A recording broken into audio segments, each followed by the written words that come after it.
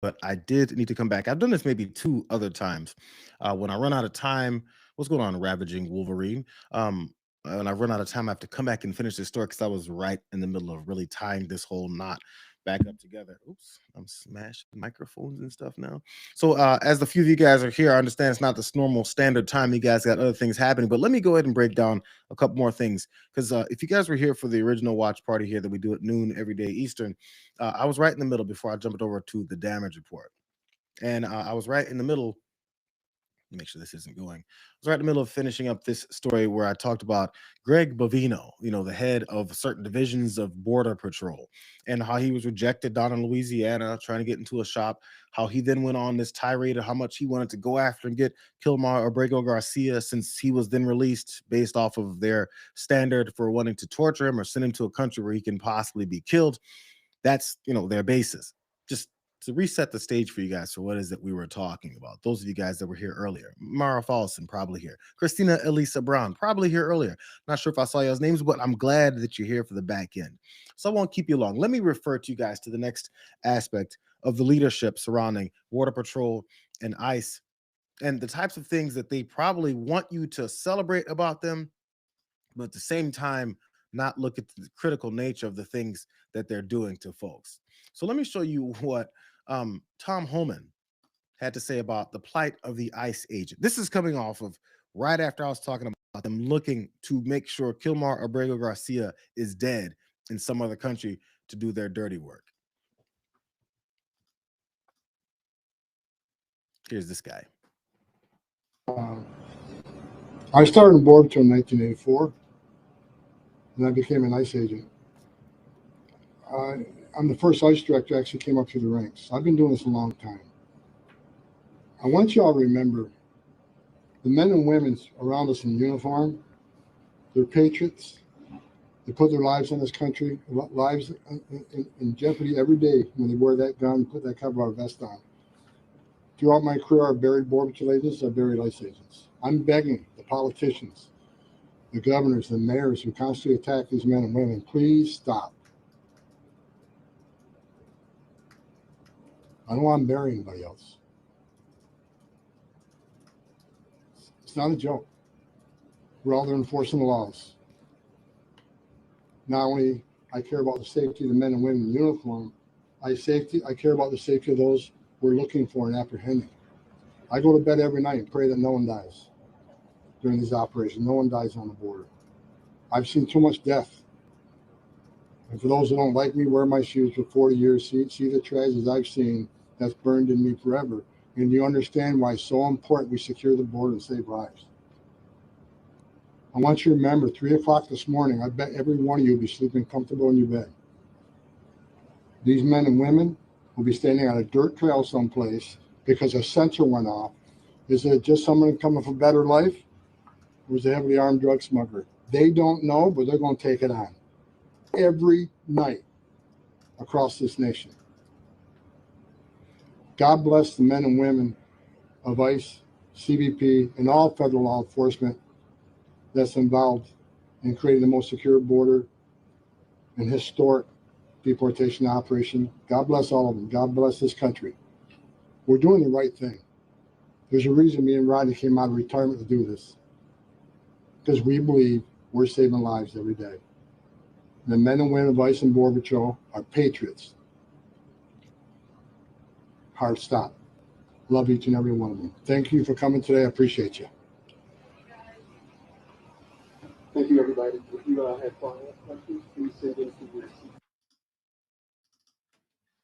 So as Marble Mouth then sauntered off, he forgot to think about the fact that if you have to have some kind of not a media tour about sympathy for ICE and Border Patrol agents, you're probably doing the wrong thing. If people's automatic reaction is to see your actions and dislike you, hate you, then maybe you should change your actions rather than trying to convince people of what they're seeing is not reality. But Tom Homan probably sleeps well at night, even though he says others don't, because he's snuggled up tight to his minimum $50,000 of cash that he allegedly took, that then also the Department of Justice, run by Donald Trump's administration, got rid of, completely tried to like disappear from existence and think that we won't remember it. We haven't heard much from Tom Homan before that once that happened, but now he's back front and center with what seems to be like this softened tone when it comes to the patriots of ICE and Border Patrol, when it comes to their smashing open of windows, when it comes to them snatching children out of cars, when it comes to them separating people from their children, things like that. But we're supposed to have sympathy for them because he goes to bed every night and he prays that no one dies. That is, unless you're a dirty, filthy immigrant. Then Tom Homan goes to bed and he prays that you do die. Some excerpts from this story from the Independent that talks about the treatment of people in these facilities that Tom Homan got $50,000 for and has been hiding ever since. $50,000 to make sure certain folks get it. I'm going to read only some pieces of this because there's multiple aspects here, but really fast. This is about pregnant women that find themselves in detention facilities run by Tom Homan, Donald Trump, and all these rest of these Gestapo members. So specifically here, Alicia reported for a scheduled check-in with Immigration and Customs Enforcement in April. She checked in, a process that she had completed many times as an immigrant living in Louisiana for nearly a decade. This time, though, she was abruptly taken into federal custody. ICE transported her to South Louisiana ICE Processing Center, where agents conducted health screening that revealed that she was pregnant. I want you to keep in mind what Tom Homan was just quivering his voice about, how much he cares about the lives of his ICE agents. Despite an ICE directive generally prohibiting the detention of pregnant women, Alicia was held there for 3 months. At the facility, away from her 2 kids, a teenager and a child under 5, she was given small portions of substandard food that left her hungry. She also underwent a medical examination that she did not consent to and suffered a miscarriage, was what civil rights groups said about that whole thing. But Tom Homan wants you to remember that ICE agents, they're patriots. They go into the battle. They fight for people's lives. Here's more. About a month after she was detained, Alicia began experiencing severe abdominal pain, vaginal discharge, cramping, and bleeding. She was taken to a nearby emergency room in shackles. There, she underwent an invasive medical procedure without her consent, again, according to that letter. After the procedure, medical personnel told Alicia, only in English rather than her native Spanish, that she had suffered that miscarriage. So who cares? It's just a human here, or to their standards, not a human here, and they get to just do whatever they want, continue to violate any kinds of her rights to her own bodily autonomy. And then after she has that miscarriage, they went on further to deny her humanity. After 6 hours at the hospital, she was returned to the Basile facility where officials told Alicia that she would be deported to her country of origin, which her lawyer has not revealed to protect her identity. Although it's not clear why facility officials made this remark, Alicia interpreted the comment as retaliatory to silence her after her complaints about medical neglect and abuse. She thought she was being punished for talking about her own pain. In fact, she remained at the facility for 2 more months. Unrelenting symptoms, bleeding, swelling, foul-smelling vaginal discharge, and excruciating pain persisted. The pain became so severe that she struggled to sleep. So this is a while after this miscarriage that was forced upon her, that they also didn't care about, that they kept her in these facilities torturing her now. Last little bit.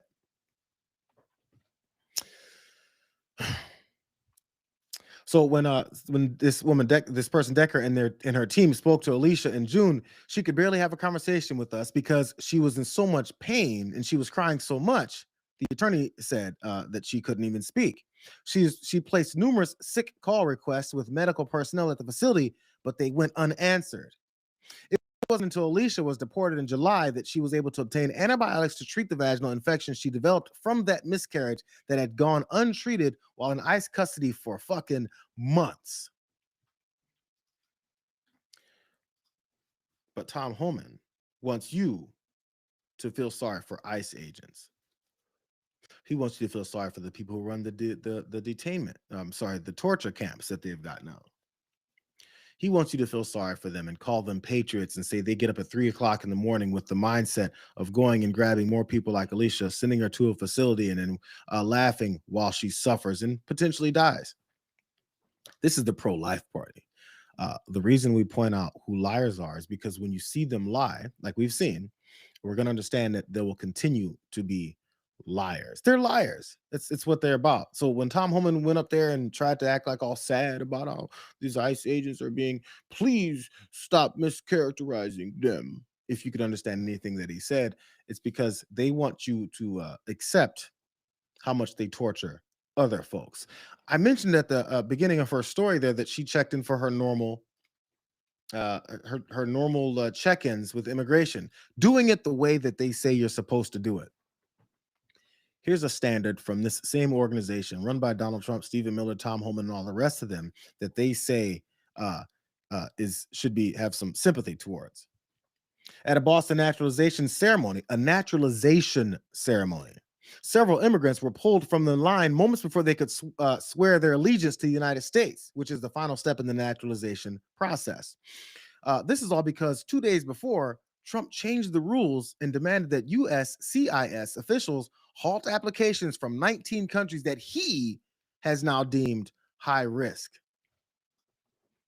The entire naturalization process changes because Donald Trump deemed something from his brain, probably Stephen Miller's.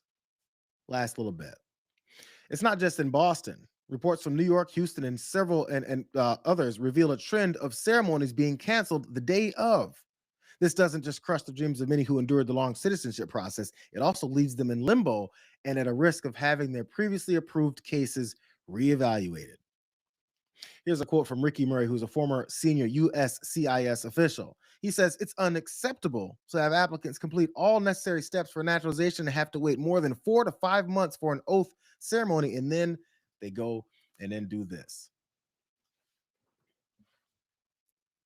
But Tom Homan, I'm going to tell you again, wants you to feel sorry for them. This is how weak-minded fascists are. They're bloodthirsty, they're vicious, they're murderous. Just because they're bloodthirsty, vicious, and murderous does not mean that they also don't have this whole victim complex.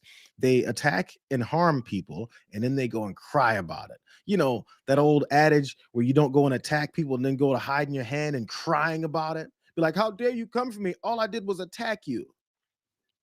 So, considering being run this country and specifically this deportation process where they've also Tom Homan took in all that money and has been hiding it ever since, their next step is to act like they have some kind of like morality or humanity, but it's only for themselves. Because what they do is they inspire other folks to think that what they do and what they're about is normal and that it's natural. Here's an example, and I got 2 examples. Apparently, there was this nativity scene outside of a church in Charlotte, North Carolina.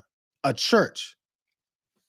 I'm going to show you guys what it is that this crazed, baby-like child of a MAGA supporting man did to that nativity scene. This controversial nativity art installation prompted a man to tear it down. A church in Charlotte added mannequins dressed as ICE agents standing over Mary, Joseph, and baby Jesus. While CNN was at the church, an unidentified man approaches the nativity and knocks the mannequins to the ground. Video also shows him tearing up "Know Your Rights" signs before driving away. The installation was created with a local art collective and references the Trump administration's immigration crackdown, according to the reverend of the church. It's a piece of art. If you don't like art, you don't have to look at it. You know, if you don't agree with somebody's message, we're not in kindergarten. Shipley told CNN they were not planning to contact the authorities as nothing was broken or damaged. And the people still won't put up any, won't look for charges from these guys. So his feelings were hurt because of an artistic display of what ICE agents, if there was a nativity scene with this foreigner Jesus being born in a manger, what they really would have done. It's weird how the truth hurts people's feelings that are thin-skinned and are weak and follow behind a fascist. You're always on edge and you're always afraid because you follow behind a guy that's always on edge and is always afraid, and therefore he lashes out and he's greedy and he takes everything from anyone else. It's weird, like they all adopt the same mindset and energy. So last bit here. The followers of people like Tom Homan, the people who hear his mumbled, marble-mouthed words and somehow go, yeah, These Border Patrol and ICE people are patriots. They got screaming eagles behind flying over their heads. They're the best of America. Damn, I wish this was bigger. I didn't know this came through so small. But apparently, I'm gonna give you guys this little minute or two of this woman harassing her neighbors, and I want you guys to see her excuse and understand this is exactly according to plan. Hi, how are you? I'm all right. Wish I didn't have to be here to talk with you about what I'm talking with you about. Why are you here? So, What? well, because of what you were doing today. You can't just be What did I do? flipping people off, making them feel uncomfortable. Because a swearing. Mexican stopped me. Okay. I don't think that's what happened. You know what? They need to go back to Mexico. Okay, you can't be saying things like that. all Yeah, right? I can. No, Yeah, I can. No, it's not racist. So here's the thing, Tracy. It's Tracy. our president of the United States. Tracy. Our president of the United States, Trump. Tracy. No impact right here. That's neither here nor there, okay? They live over there, you live over here. All right? We're gonna stay like that, but if you start touching people's cars, leaving notes on it, Wait, listen, Wait, just what? listen. Time out. Time the out. I've seen the notes. Time the out. When did you see the notes? She just showed them to me. When? Just now. From when? It's in the past. I don't know. She said it started. It's in the 3 years. past. She said it started. It's 3 in the years ago. past. The notes are. Right. But the behavior is continuing. I don't give a shit. Okay, well, you probably should because No. that's why we're here. No. And then this could lead to No. criminal charges if things. Criminal charges for Yeah. what? Because they need to Because- go back to We Mexico? could start with disorderly conduct Disorderly conduct for at what? the very least. Well, I'll You're alarming and disturbing people. starving people how? They don't feel safe because of what you're doing and saying and how you're Right, acting. because they park their car on my street? Your street is, you do not own the street. Oh, okay, so, You're more than welcome to park your car there so they can't. Trump says, Trump has nothing to do with North Trump's Aurora our right now. president. I understand that. He has nothing You understand that, right? Yes, but he has Okay, nothing you to do with understand North that, Aurora. right? Correct? Correct. You understand that? Yes. Okay. Do you understand that? Tracy, you've asked me that 4 times in a row, and I've said the same thing. And I've said the same thing to you. No, the They local- park They there, can do that. they can do that, and Yes. they're looking at me. It's a public street. Everyone pays the same Religion. taxes. I pay the same taxes too. All right, then you can also park your car there. But this is I don't park my car there. Tracy, can we all agree that this is a little ridiculous? No, I can't agree. I can't agree. Okay. I think what you Jackass is contacting me via That no doesn't- caller ID. I don't right? care.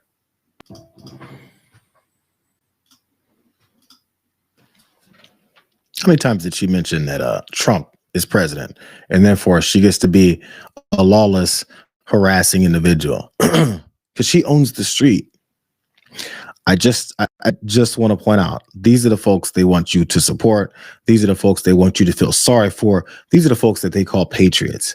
And the only reason they call them patriots and want you to feel sorry for them is because they follow behind Donald Trump, who's just like that woman, who's told them, you guys have the right to harass anyone that you deem to be illegals or subpar human beings.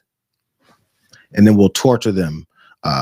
And after they have miscarriages, deny them any kind of medical care. And matter of fact, hope that they die.